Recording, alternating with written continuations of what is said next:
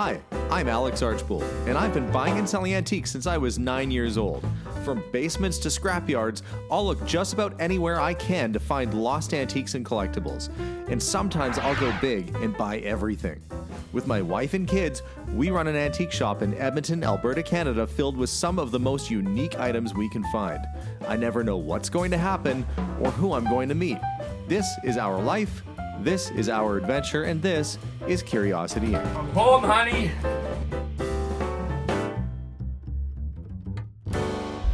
Hey everyone, and welcome to today's episode. I am headed out today to go on one of my first picks, my first adventures since this whole coronavirus thing started. I am taking precautions, gloves and a mask and so forth, but we're going to look at a fellow's house who invited me there once before. This gentleman owns a few old Rolls Royces, very much like the one that I'm restoring right now. But last time I was there, he kind of teased and let me know that he had some collectibles in his basement. Today is the day that he's going to have everything ready for me to look at, and hopefully we'll make a deal and come back. Either way, I'm hoping to have another look at his car because I'm a little bit stumped on how my convertible top mounts to the back. So maybe examining his car up close and personal will give me that clue that I need. But follow along on today's adventure while I head out on the road in search of antiques and collectibles, and who knows, maybe I'll fill up this Cadillac before the day's done. I think the place is just down this alley and around the corner. I'm gonna find a place to park. Go say hello. Sometimes driving down back alleys like this can be dangerous, not because of the traffic or the driving conditions. Dangerous because sometimes I find old cars. One of my favorite things to do is to drive up and down old alleys and see if there's an old car sitting back there that maybe someone doesn't want. Maybe I should bring home. But I have to stay focused because I should just be looking for inventory for the store. In fact, I've been trying to sell down most of my vehicles so we have money to do the addition that I've planned. So I'm going to stay on track. I'm going to stay focused on the game at hand here. I think I'm here. Well, this is the place. Well, that's quite the sight to have on your driveway. Not one, but two Rolls-Royce Silver Shadows. That silver one is a little bit newer than my car, but same exact color. Sure does look good. And then he's got the Corniche, which is, again, newer than mine, but I've been having a hard time figuring out how the convertible top attaches to the back. And I think if I eye this one up, I might be able to figure things out. Jag. Yeah, I know. Where's the full size Jag to go along with it? Was that yours when you were a kid, or? I would bet it would be my brother's. I was born in '56, so my brother. I mean, I probably played with it when I was little, but. Well, I'm always buying little toys. And you were saying a lot of these, so these were your dad's, and we won't judge, but now how did your mom feel about him having, friends. And his friends? Yeah. But these are all pocketbooks. Yeah. And these are, many of them are the type that, where, there was some kind of girl, I guess that would get your attention. Risque. Yeah, you go, oh, who knows? I imagine the stories weren't all that great. But James Bond books were kind of in this vein too. Ian Fleming wrote books that probably would have been sold side by side with these sorts of things. And you have all these boxes here. Yes. And you've got all those boxes there. Well, your dad was well read. We can say that. He certainly had a big collection of them. And you were saying, okay, this is off of your aunt's? Your great aunt or your aunt? Great aunt. And she had a 1910 McLaughlin Buick. Either 1910, 1912, somewhere in those. I remember it was just like 2 digits, like from 10 to 14 or something on the front of the license plate. But it, like the lens said 1910, but maybe they used it for 2 or 3 years. Right, okay. So you got a headlight lens, and that's a good size headlight. 9.5 inch. Yeah, that's a good size headlamp. Yeah. And then you've got the side marker light too, which is, you think about horse and buggies. It didn't really change all that much from a horse and buggy to that. Yeah, it's all beveled. It's oil, like I imagine it would be like acetylene or kerosene type lantern on the side of your car. Really neat thing. And then as we go through, you've got other little boxes with books, and I guess I'll let you lead the way through. Okay, well, here I had another box of the books. Yeah. And here I had a collection. We went to the World's Fair in Seattle. Okay, yeah. In '62. So went to the Space Needle restaurant. I had the menu and everything, the postcard. Oh, yeah. So these are all little collectibles you brought back from the Space Needle and That's other right. places. And all the nice glasses. Okay, yeah. And there's, I think there's 8 in here. And a few other little items, And some odds and ends. odds and ends. It's funny the things we keep over the years. And you've been a lifelong car guy. And a skate key My dad for a was. roller skate. Yeah, my dad had lots and lots and lots and lots and lots of cars. You can't get your roller skates on without that. No roller skates, but you got the key. You could. Got the key. And this is a Space Needle type thing too, a little trinket dish. Okay. Was it a fun trip? Do you remember it pretty well? It was a really good trip. Yeah. It was a fun trip. We got to go up on the top and see things. Now, some of these other parts look somewhat familiar. These, Right, those are Yeah, your these are things. Charger. those are what year of Charger would you? 73. 73. Okay. Did you have a 73 Charger? Or Yeah. You do still or? No. No. Okay. I was. But yeah, 73 Charger. Okay. And 73 parts for it still in the box. Wow. Still sealed up, and the signal lights look more 1950s though. No, these are 77 and 78 Lincoln. Oh, you Mark know what's 5. you know what's funny is that Mark 5, these are Cadillac. a 1950s Lincoln taillight doesn't look all that different. I guess maybe they would have changed. No, I guess they were still vertical. Those are 78. 78. Okay. These are Chrysler parts. So that's You want some Chrysler parts from 63 New Yorker. okay. Just little odds and ends from the dashboard. Okay. But- Cars that you don't have anymore. Cars we don't have anymore. And the 57 Mercury parts. There's inside parts and there's outside parts and signal lights and All on the side you wrote. Oh, I see. You wrote down there. Interior light side markers, assorted grille, chrome, 2 light frames, stainless bumper fills. yeah. And inside parts, you know, when they used to make everything super fancy, Oh yeah. you know, everything was Well, that's all invaluable stuff to a person who's restoring one of these cars. once a 57 Merc, yeah. And you have a hubcap there. It looks like it's brand new in the box. They're not brand new, but they're Oh, and good. 57 Mercury. Okay.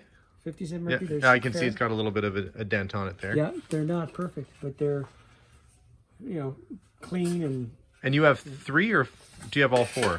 2. Okay. 2 Mercury Yeah. and 3 Lincolns. 2 are really good. This one is scratched. Yeah, that flew off. I bet that was annoying for someone. Probably flew off down the highway. Yeah. There's been a few times when I've been driving and I see my hubcap pass me on the road. Oh yeah, well there used to be hubcap stores. I think there still are. But anyway, 63 Lincoln Continental, Okay, yeah. and they're Good shape. yeah, not perfect. This one's also got a few little, but you know, Yeah, fun stuff. fun stuff if you're interested. So there's quite a few different parts for different cars. You said that's 56 Oldsmobile. Yeah, That's 63 Lincoln.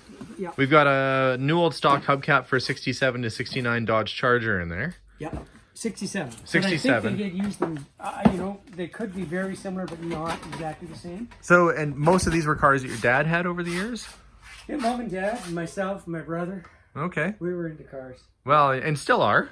You know, judging from your driveway, it seems like things haven't changed that much. Yeah. Okay. Yeah, well, you can see there's some really hard to get parts for Mercury. Okay. The back bumpers are, well, I don't know if you're familiar with Mercury. Yeah, they usually rust out on the ends. The back bumpers, these are Headlight chrome. headlight chrome, but the back bumpers, they had, originally they had plain inserts, and everybody replaced them if they could. In the States, they had lenses, reflecting lenses. There's a mirror. Oh yeah, mirrors. There's mirror. There's part of the tail, the trim, stainless steel trim. And so what possessed you to keep all these parts for so long after not having the car? Just kind of sat in the garage waiting for the... We could have bought another one at any time. I guess, yeah. You know, I have had parts that I kept around and I thought, what am I keeping this for? And then you sell it and then you end up buying the same car later on. Absolutely. But these were the inserts that you got with the car in Canada. Okay. Okay. They went in the back bumpers. They were right in the insert. Yeah, on the lower portion either Yeah. side? Okay. But in United States, you could get reflectors Okay. that were chrome, and they looked like the Mercury bumpers and stuff. But they reflected, eh? They were all glass, which my dad got immediately they would always go to the States. So he got them and took these off. And there they are. So they're they're the original real deal from the factory, which is harder to have. That's probably why my dad kept them. But anyway, it's just an old saw. I don't know. Lots of posters and then bayonets from World War II and probably the mid 1800s. Yeah. And that's, we're gonna shave with this? It's just an old. Yeah, big saw. Okay, well that happened. I ended up striking a deal on the books, and you'll never guess how many books there were, probably because you have no idea from looking at home. There was 1,150 of those old graphic novel pocket books. That's a crazy amount, but I bought them all. But that means that I don't have enough room right now in the Cadillac to store all that stuff. So I'm going back to my store. I'm switching out for the trusty old ambulance. I'm switching vehicles. I'm gonna load it up and then come back and do another trip.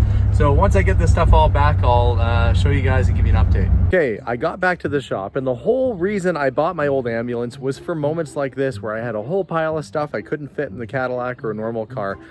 But there was one problem. I changed my clothes before I went over to the guy's place and left the keys in the car, which means this happened. Fully loaded trunk and fully loaded interior. That's ridiculous, but this actually happened. Luckily the guy's place was only a few minutes from here, so I didn't have far to go, but still, that is the most full I've ever had this Cadillac, and it's still sitting more or less as low as it normally sits.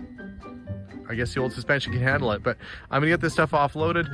A lot of these items will probably end up going off to auction because I don't have a use for a box of 57 Mercury parts. Mind you, maybe somebody watching does, but I'll get this all unpacked in the shop, and that'll be something for me to deal with probably tomorrow. And right now I've got the store basically perfectly clean and ready to open. I don't want to pile it all up in the front and make a mess. I'm gonna get my cart and load it to the back. What did I get? Over 1,000 dime store graphic novels from the 1950s and 60s. I got enough to keep me stocked up for a while. I'm gonna have to redo this whole area as a sort of a bookcase for those guys, but they do sell. At one point they were kind of pricing these out. This is, she said, maybe 15, 20 years ago, they were getting an idea of what they were worth. But look at the titles. The Love Lush. His Life Was a Lost Weekend of Women. Original title, Bachelor's Anonymous. Just in case you were looking for that, I guess. But yeah, they would have sold these, 35 cents. So they call them, dime store sort of novels. And yeah, don't know how happy his wife would have been having thousands of these things in the library. Oh, there he is again, busy reading away. Well, yeah, anyway. But that wasn't the only cool thing I got. For also all sorts of other things like the car parts, hubcaps, some nice early turn of the century wall sconces. You just put the little bulb in there that looks like a candle. Something like that might even look good in the new addition we're building on the store when that actually happens. But either way, some good items. I'm still unpacking. I've got loads and loads. Surprising how much could actually fit in that Cadillac. But we're getting near the end of it now. Also, not forget the 1910 McLaughlin Buick Lantern and the early 1800s and World War II and other era bayonets. So some good, interesting collectibles in the mix. It wasn't just all books. There's also calendars, Winchester catalogs. His dad was quite into collecting guns. She didn't have any at the house for sale, but did get some paraphernalia. Okay, that's the last of it, and you'll notice that there's a bunch of posters in here. Haven't gone through them all. I'm starting to look through some. Like this 1970s clothing ad for Park Hall, or let's see, Fortrol polyester. But really kind of a 1920s feel that they're going for in this ad, which is funny because in the 60s and 70s, the 1920s was retro, just like the 1990s is retro for kids now. And what's odd is that in the 1980s, the 50s was retro. So I guess if you grew up in the 80s and 90s and you remember the 50s diners that were retro to people who are like your parents' age, those might be retro now because you remember them from back in the 80s. Wow, it's cyclical, but everything old is new again. And maybe these posters will be able to find a home somewhere. Either way, they're mine now. I gotta figure out what to do with them. I'm sure it won't be hard to find a buyer for this really mint original 1973 Dodge Charger grill. Those are a desirable car. Lots of people restoring them. And to get an original grill, not a remanufactured part, even though it's just the one half and part of the other, I think someone would still be interested in buying that. So today's massive haul, not including two antique cabinets that I bought, which I have to go pick up tomorrow, cost $1,700. Now, that might seem like a lot, but when you consider that the average cost of one of those old graphic novels is around $5 to $10 each, and there's over 1,000, well, you can see how that adds up. I'm expecting we'll eventually double or triple our money on the books alone, but that's not gonna be an overnight sell. That kind of stuff takes a while, so you buy in bulk, you get a little bit better deal. I'll try and make my money back on some of the better items, like the Automotive McLaughlin headlight and the Dodge Charger grill and things like that. So if I can get even half of my money back on this right away, I can sit on the rest and let it kind of mellow in the back of the store while people buy it over the next few years. But that was today's adventure. Thank you so much for following along. If you're in the Edmonton area, we're back open again June 2nd. We are open Tuesday to Saturday, 11 a.m. to 5 p.m. here in Edmonton, Alberta, Canada. If you want to order online, you can send us an email to curiosityedmonton@gmail.com, and we do ship.